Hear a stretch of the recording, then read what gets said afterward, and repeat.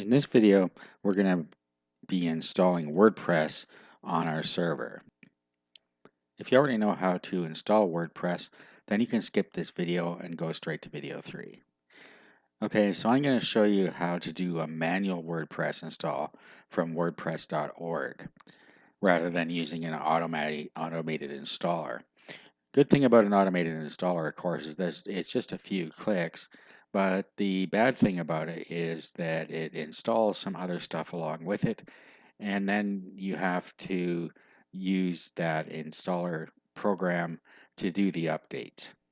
Okay, so I like to just use a manual install. So over to WordPress.org, you want to download the most recent version, and we're just going to download the zip file.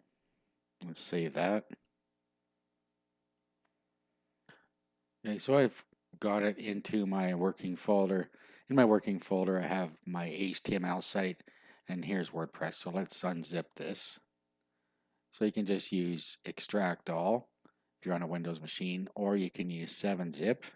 7-zip's a free program that I like to use, and you can download that for free if you want to use that. The only reason I use it is because it's quite a bit faster to extract the files using this. Okay, so let's extract. Now while we're here, or while it's doing this, what we're going to do is we're going to go over and create our database. WordPress, of course, is database driven, so you're going to want to go and create a database for it in your control panel or whatever panel you use to control your site. So you want to go into your control panel and find databases. And if you have a MySQL database wizard, use this because it's the easiest thing to do. Otherwise, you have to go to your MySQL databases, create a database, and create a username. So let's go into here. And let's create a database. So I'm going to call this my site.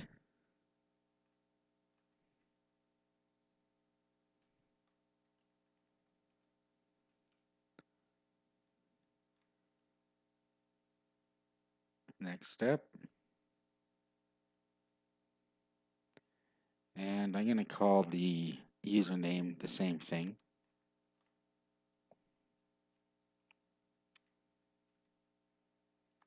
Password, we'll use the password generator because it'll create a nice strong password for us. So copy this into your clipboard and just say that I've copied it somewhere safe and use password. And we'll create the user. And then you want to give it all privileges here. And then next step.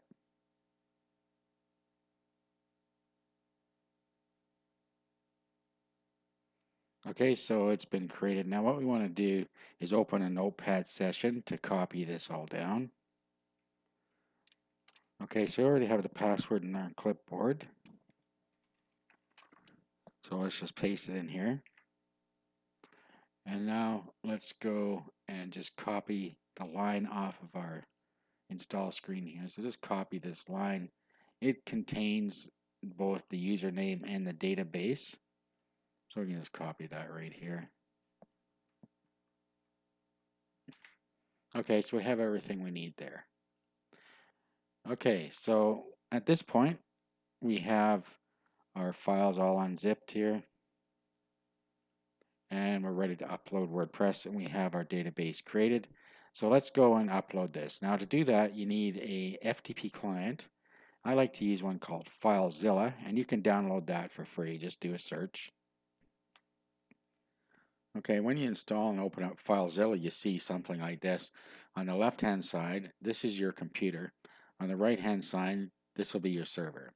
So all you need to do is connect up to your server. So in your host name here, you can put your domain name, your username for your hosting account, and your password, and that'll connect you up. There's also a site manager where you can go into the site manager, key in your site manager, key in your name of your domain, your username, and your password, and save that in there. This is a good thing to do because you can have multiple sites in here and it makes it easier to connect up. Okay, so go ahead and connect up to your site. Okay, so here it is. Now I'm going to create a directory to put my site in. So I'm just going to do create directory and my site.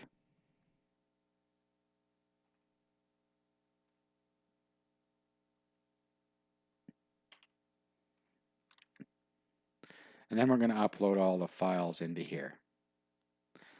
Now, even though we're uploading everything into my site, we can have it in the root, the directory or the main site in the root, and have the files in my site.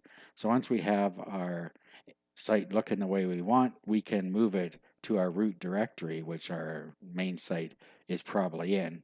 And if it's in a directory, then we can change, we can rename, we can put it in a directory as well, just so everything matches up at the end.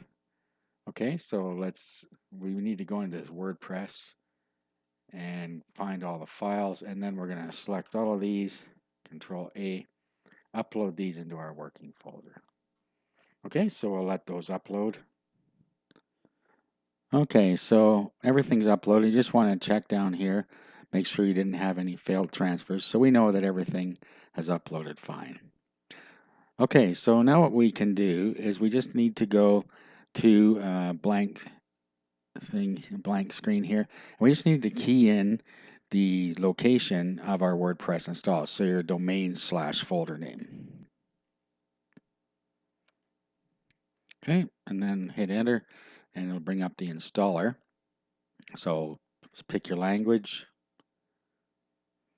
Okay, so it's telling us we need our database name, database username, password, database host, didn't go over that, and table prefix. Okay, so let's continue here. Now about the database host, let me just explain that. Localhost a lot of times is right, but not always. So what you want to do is go to phpMyAdmin in your control panel, which is right in with your databases here, phpMyAdmin. Okay, and then right up at the top here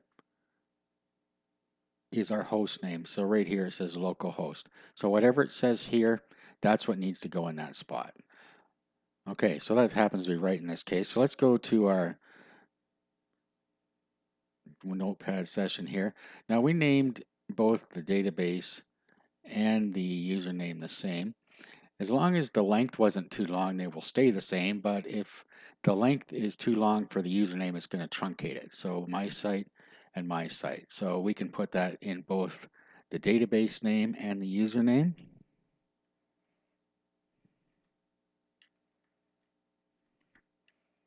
Okay, password, back to our notepad.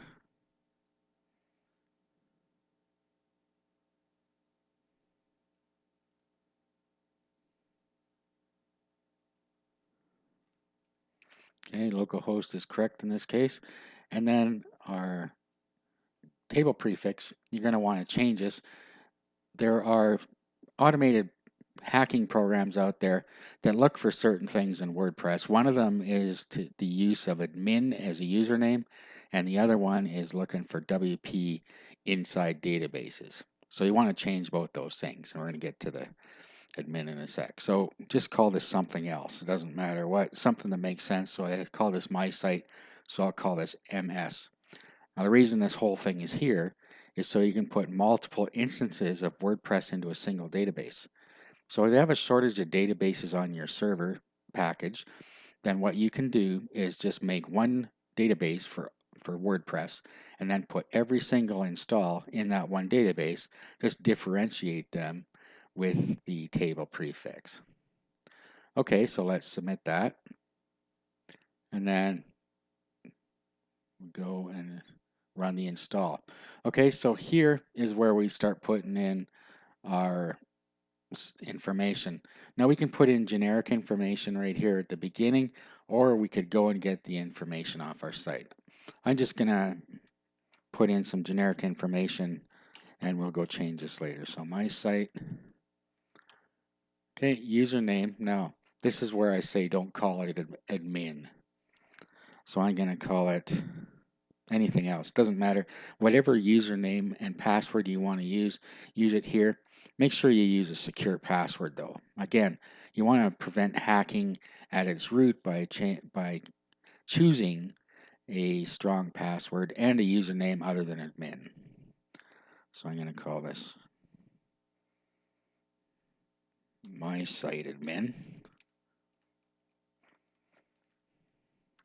Okay, and then password, and then down here, your email address and allow search engines. So you can turn this off while you're designing it if you want and turn it on later, or just leave it on. Okay, so now we're going to log in.